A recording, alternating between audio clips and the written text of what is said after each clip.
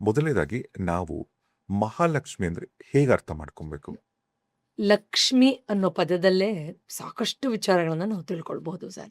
ಈಗ ಲಕ್ಷ್ಮಿ ಅನ್ನೋದು ಲಕ್ಷ್ ಅನ್ನುವಂಥ ಪದದಿಂದ ನಾವು ಜೋಡಣೆ ಮಾಡಿ ನೋಡಿದಾಗ, ಲಕ್ಷ್ಯ ಅಂದ ತಕ್ಷಣ ನಮ್ಮೆಲ್ಲರಿಗೂ ತುಂಬಾ ಸುಲಭವಾಗಿ ಅರ್ಥ ಆಗುತ್ತೆ. ಲಕ್ಷ್ಯ ಅಂದ್ರೆ ಏನು? ಗುರಿ. ಗುರಿ. ಸೊ, ಈ ಲಕ್ಷ್ಮಿ ಅನ್ನುವಂತಹ ಆ ಒಳ ಅರ್ಥವನ್ನು ತಿಳ್ಕೊಳ್ಬೇಕಾದ್ರೆ, ಗುರಿಯನ್ನ ತಲುಪುವುದು, ಗುರಿಯ ಕಡೆಗೆ ಹೋಗುವುದು, ಗುರಿಯ ಕಡೆಗೆ ಹೋಗಲು ಯಾವ ರೀತಿ ಪ್ರಯತ್ನವನ್ನ ಮಾಡುವುದು, ಮುಂದುವರಿಯುವುದು, ಇದೆಲ್ಲವನ್ನೂ ಆಕೆ ನಮ್ಮೊಳಗಡೆ ಅನಾವರಣ ಮಾಡೋಕೆ ನಮಗೆ ಸಹಾಯ ಮಾಡ್ತಾಳೆ.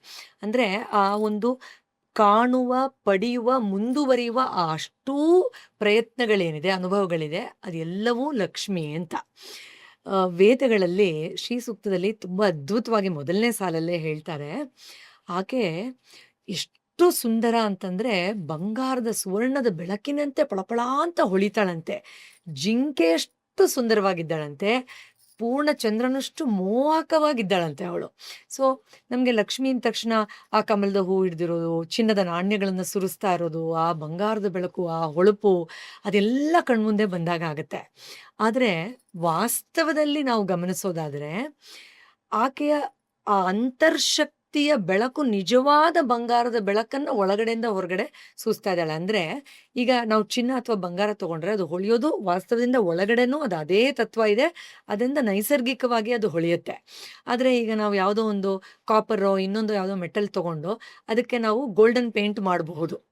ಕರೆಕ್ಟ್. ಆದ್ರೆ ಅದು ಹೊಳೆಯುತ್ತೆ ಕರೆಕ್ಟು. ಬಟ್ ಒಳಗಡೆಯಿಂದ ನಿಜವಾಗ್ಲೂ ನೈಸರ್ಗಿಕವಾಗಿ ಹೊಳಿತಾ ಇದೆಯಾ ಅದು? ಇಲ್ಲ.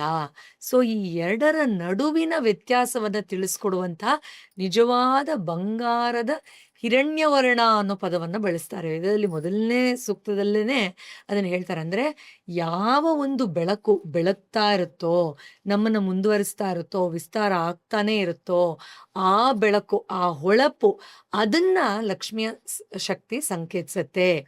ಆ ಬೆಳಕನ್ನ ನಮ್ಮೊಳಗಡೆ ಕಾಣುವ ಈ ಪ್ರಯತ್ನ ಏನಿದೆ ಅದು ಲಕ್ಷ್ಮಿ ಅಂತ.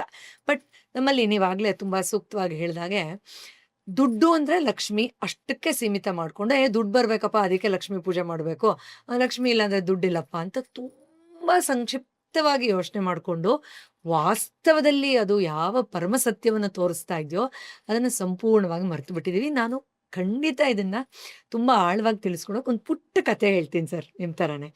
ಯಾಕಂದ್ರೆ ಈ ಕಥೆಯ ಮೂಲಕ ನಾವು ಲಕ್ಷ್ಮಿನ ಅರ್ಥ ಮಾಡ್ಕೊಂಡಿದ ತಕ್ಷಣ, ಅಯ್ಯೋ ಇಷ್ಟಕ್ಕೆ ಸೀಮಿತ ಅಲ್ಲ ಅಲ್ವಾ, ಹೌದಲ್ವಾ, ನಾವು ಇದನ್ನೇ ಹುಡುಕ್ತಾ ಇದ್ದಿದ್ದು ಲಕ್ಷ್ಮಿ ರೂಪದಲ್ಲಿ, ಬಟ್ ಅದು ಬರೀ ದುಡ್ಡು ದುಡ್ಡು ಅನ್ಕೊಂಡಿದ್ವಲ್ಲ, ಬರೀ ಅದೇ, ಅದಲ್ಲ ಅಂತಲ್ಲ, ಬರೀ ಅದೇ ಅಂತ ಅನ್ಕೊಂಡಿದ್ವಲ್ಲ ಅಂತ ಗೊತ್ತಾಗುತ್ತೆ.